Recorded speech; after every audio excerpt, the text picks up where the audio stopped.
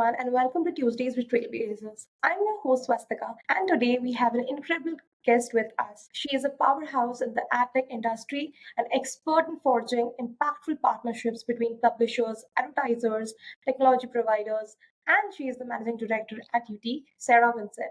Hi, Sarah. It's an absolute pleasure to have you with us today. How's your day going so far? Good morning. Thank you very much. Lovely to be here. Day's going really well. It's sunny, so happy. Amazing. So, Sarah, let's start with the first question actually. Sarah, you have spent years working in the intersections of publishers, advertisers, and tech providers. What's the key to forge a strong long-term partnership in such a dynamic industry? A great question. I love the fact that you talk about the word partnerships. I think it's always been the way that I have worked with my clients for many, many years. I always think of them as partners rather than, I've never been really a kind of like get the sale, get out kind of person. I think that if you think of clients as partners, then you start off a relationship in with a more long-term view, which also helps build the success of that relationship. So for me, I think some of the strategies are fundamental, and actually they really start from the very first interactions that you have with your clients that then become your partners. I think for me, the first thing I would say is it's very important to make sure you set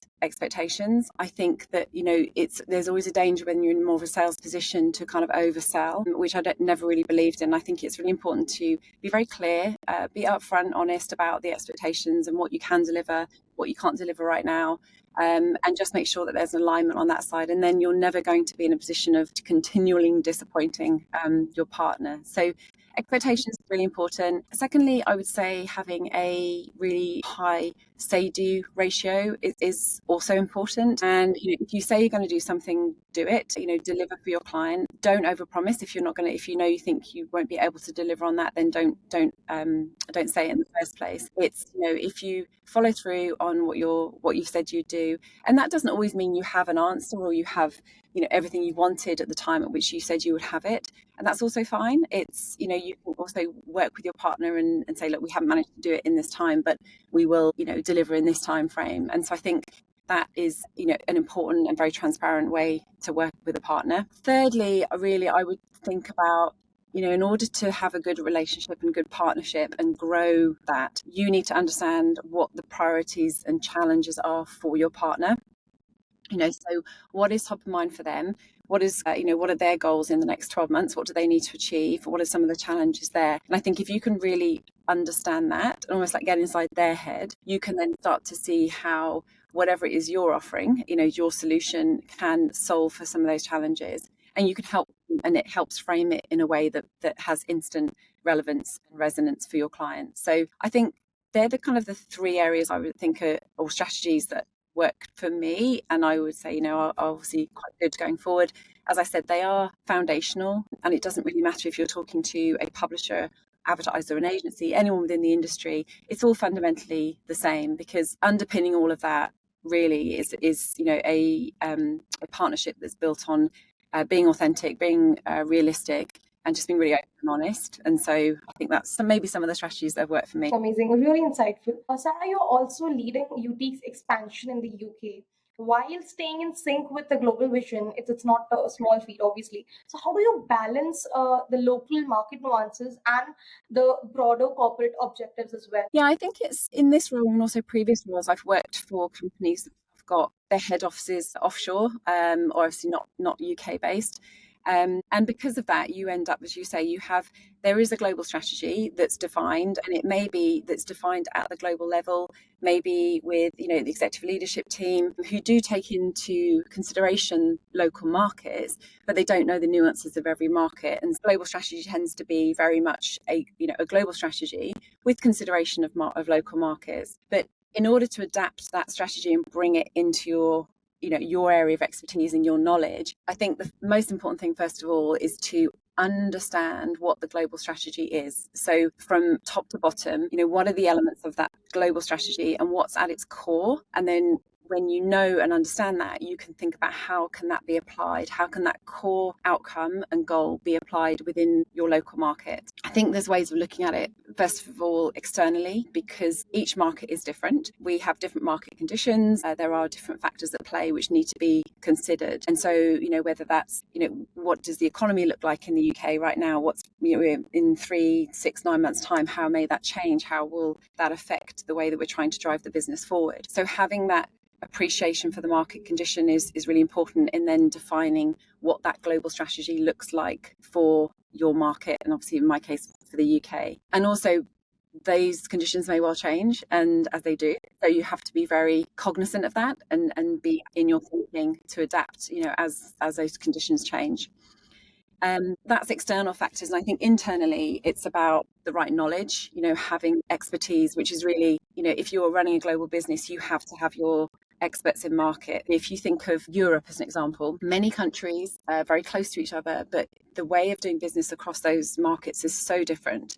So France has a very different way of doing business than Spain, than Germany. And so you don't necessarily always know that. And therefore, it's really important to have your experts in the market who understand all of the nuances in order to drive the growth forward. And then obviously, of course, making sure you've got the right team around you to help with that as well. And I think one really key element, and this is not just about implementing strategy, this is generally working in a company which is spread across many markets, is the ability to communicate your strategy for your market back to global. So there is an understanding of how that approach is being taken in the UK, for example. And then, it's a very open line of communication. Everyone is aware, everyone has an understanding. And I think that's very important to do, rather than kind of going off and not being really open as to the way you're going to approach things. So, yeah, that's how I've navigated it so far. I agree with it, absolutely. Coming to the third question, it's sort of really, something that I also wanted to know. Third-party cookies are fading out and the industry is at the crossroads, right? So what identity solutions do you think will step up the fill gap and will, reshape the future of Adtech? Yeah, identity is probably one of the most prominent and pressing topics today in digital advertising, because it's so ubiquitous and it's across every platform, it's across every environment. It's not just something that is, in silo in web, for example. This is across everything. And really, for any ID solution to be successful and shaping the future of Adtech, I think they have to have certain attributes. And it's also something that, as I said, is super pressing now. This is not a challenge for the future. This is, we've been using as an industry one form of identifier, which has been deprecating from a number of years. And so with that deprecation it's been a very slow deprecation, which means that we've kind of moved into an environment of trying to make do with, clinging on to what we have. But really, I think the 40% of inventory does not have a third-party cookie. Therefore, its addressability is limited. Therefore, we have a challenge, and brands are underrepresented in those environments. So we have the challenges today, we have to solve for that. And I think in terms of solutions that will work, that have a future, I think they have to share some certain attributes. They are. Number one, being very user focused, right? So putting the user first, user, reader, consumer, whichever, putting them first in the chain is really critically important, because when you are thinking about the user, you are asking them for consent. You're trying to demonstrate a value exchange, which they're not necessarily really fully aware of. And so it's a bit of an education piece as well. But if you can get the right consent and work with the user, you start to build trust, they get a better experience out of it, and actually you start a cycle of something really quite nice and quite different to what we have had in the past across the industry. So we have to be user-centric, we have to be thinking about consent, and we also, coupled with that, we have to be thinking about the use of user consent and user data in a very privacy-safe way. Privacy is not an add-on, and many brands are pivoting their view on this as well. Now we've had conversations in market, to really demonstrate this, that privacy has to be at the heart of the approach, not least because it can be quite expensive if you are not compliant with regulations within your territory. The fines obviously are a problem, and they're becoming more and more enforced. And so you have to think about privacy first. And so any solution that will scale needs to have that at its core, and genuinely needs to have that at its core. It's not something that is just a about. It's actually something that partner lives and breathes, and can demonstrate that they are working within the compliance of privacy regulation. I think it would be having to scale, right? Because this, as I talked about, an identity challenge is not just does not operate in a silo in one area of the market. This is everywhere. This is ubiquitous. This is global. And so a solution to survive really needs to have that scale. We don't have that really today in a way that is being used the right way, that is accurate, that is also bringing really good outcomes. So something that's super scalable. Obviously, at Utiq, we believe, we're very differentiated in our approach with our product, that we have huge scale because we work and use the telco infrastructure to addressability to a much larger audience. Without having to use personal identifiable information. So the barriers to the entry there really are much lower, and the scale is really our differentiator. And so finally on that, I would say the final thing with the scale needs to come accuracy as well, because we haven't done a great job in the industry up until now of being able to address audiences in a way that it doesn't feel, if it doesn't feel like creepy in a way, you don't feel like you're being followed around, you don't feel like, did I really give consent for this? And so you can also have accuracy, which, the two are not mutually exclusive. And I'm not also talking about marketing one-to-one and doing that really sort of hyper targeting.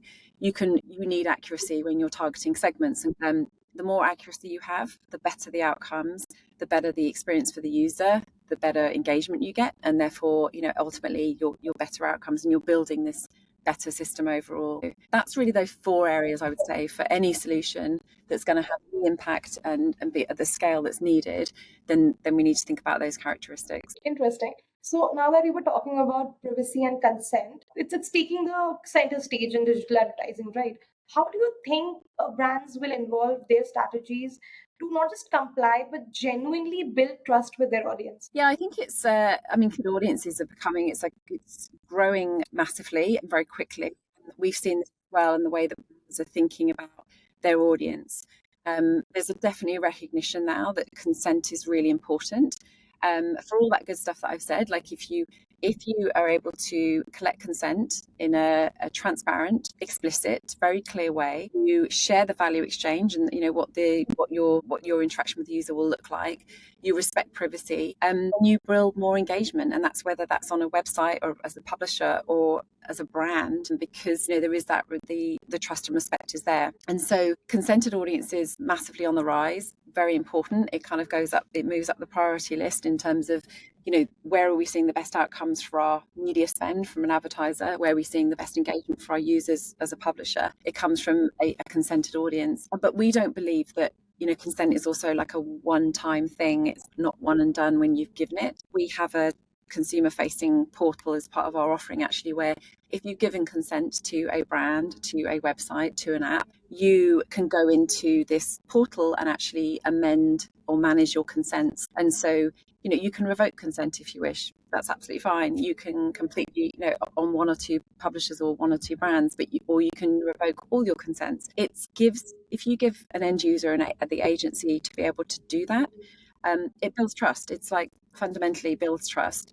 And then obviously on the back of that, you start to see more loyalty and more engagement. And so it's really important to be fully consented and manage your relationship with your end user in the right way to drive the results that you're looking for. And there's obviously on the basis of that, you can build some really interesting models and start to see how you can get more from your media spend by working with consumers in that way. Absolutely. Huge congratulations on being named as the Adtech Personality of the Year, Sarah. I mean, it's a big thing. So, but when you're looking back to it, like looking back on your journey, what leadership lessons have shaped you the most, and what advice would you give those who are aspiring to make a mark in the industry? Well, yeah, it's really nice to think about it, actually, because it was back in 2022. It was probably the most memorable night of my career to be at that event and to be actually named as the Adtech Personality of the Year.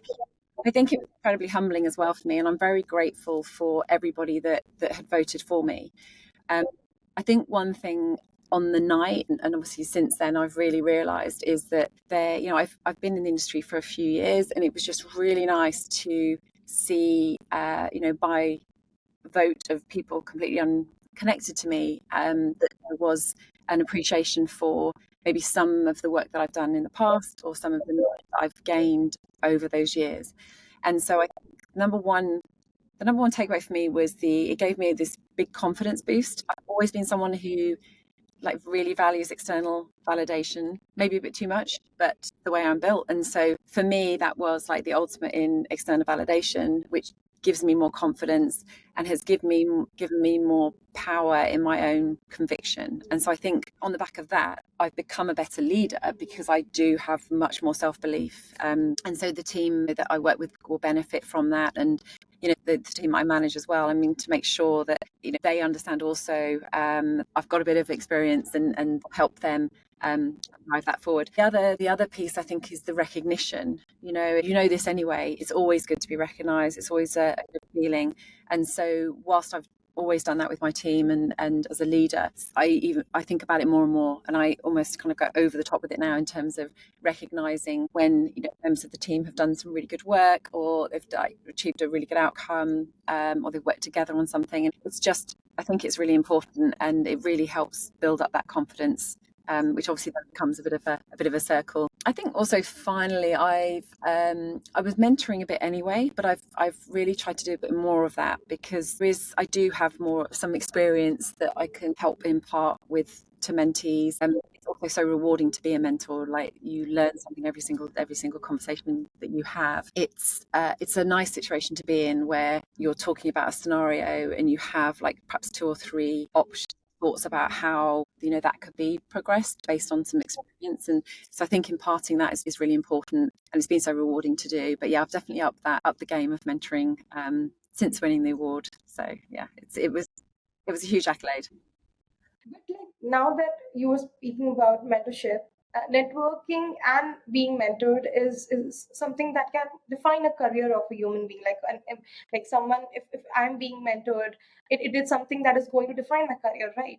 What kind of advice would you give to such women who are aspiring to lead in the ad tech space? Yeah, I mean, I think it's not a surprise and it's not a secret that I'm a massive fan of networks generally. I came into networks quite late into the day, and particularly within our industry. But since the last really 5 years, I found them to be incredibly supportive. It's almost like an unconditional desire with members to uplift and help others. And so that's what I find is incredible about a network, whether that's a gendered network or a diverse network or whatever that is, minority network. They're all almost like there's a sort of underwritten or unspoken rule of the networks are there to provide that support. And so always a big fan of networking and networks. And I think that in terms of women's particularly, it can be a force for change. And we've seen that really I've seen it in my career, but there have been quite fundamental changes across our industry, society in general, but also our industry, where you almost have to fight a little bit for a change, and it feels forced initially. However, the outcome is what we wanted, and it can bring much more equality and diversity to our industry. And so networks have been incredibly important and significant in driving that change. And they're also levelers. I don't feel there's a hierarchy within networks, particularly within women's networks that I'm part of, and also in terms of seniority of role, but also in terms of area of business in which you work in. So it can be an incredibly cohesive group. To suddenly you've got lots of different opinions, you've got experience levels across the board, you've got insights from different areas of the business as well. So if you're looking to grow within the industry, then the women's networks and the networks are really important to be part of, because there's just such a wealth of knowledge there that can help you. My advice would be to get involved and be part of those networks to whichever degree you're comfortable with, but to be involved and be part of that conversation will help propel you within this industry and support you there for thereafter. I completely agree with that. Sarah, would you mind if I have from my end, I actually had 2 really technical questions. So if you have time, I really wanted to ask those to you. So if you could rewrite one fundamental rule of digital advertising today, what it would be? and why? That's a really interesting question. I think so. We talk a bit about this actually within Utiq, that where we are in the industry itself is we're in like a perfect storm where we've been doing something for a long, long time because it's worked. It's been okay. It's not been amazing, but we've got by. Regulation is now starting to become much more prevalent. There's much more consideration for users and experience. And a lot of the ways that we've like tried to grow advertising and delivered advertising in the past is not as relevant today. And so I think it's almost like if you were going to reset the industry, what would you do? And from our point of view today, what we would do is build a very solid foundation of addressability that is respectful of the user, because we need to build better identity. We need to build more persistence in an open web environment that exists in the walled gardens, because they have that as an email login.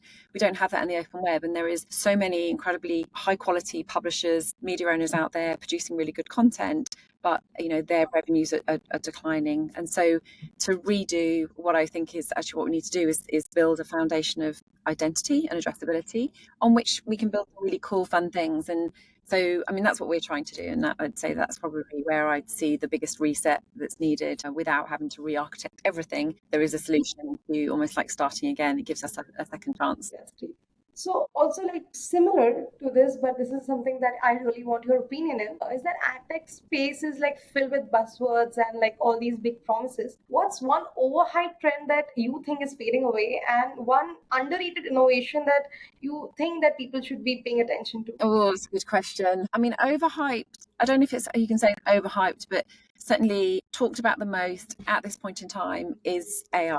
And I think that we need to, it's such a word that just gets thrown around like every level, and it's without much detail around it. Now, AI can be this massive umbrella, or it can be something very specific. I think what's important is to stop talking about it as this, we need to embrace AI, big AI. Actually think about how can we as a business, as an industry, as a segment within an industry, utilize AI to our best advantage to help us and support us and take away some of the the work that we don't need to be doing and spending our time on, and doing the work that we can, and where as a human you can bring much more relevance. So I think it's overhyped is a difficult one to say, because I think it's going to be huge. It's in the integration of AI in all its forms is going to be game changing. But let's stop talking about it as a one big cloud of things. Let's talk about actually the real tangible application of that within the sector in which we work. Sara, this conversation has been extremely insightful, inspiring, and full of industry wisdom. Thank you so much. I mean, your expertise and leadership in Adtech is truly shaping the future of Adtech, and I know our listeners are going to have a lot of fun when they listen to this, and they will take a lot of insight from this. Thank you so much. Thank you so much for joining us, and to our listeners, thank you so much for being here, and don't forget to subscribe.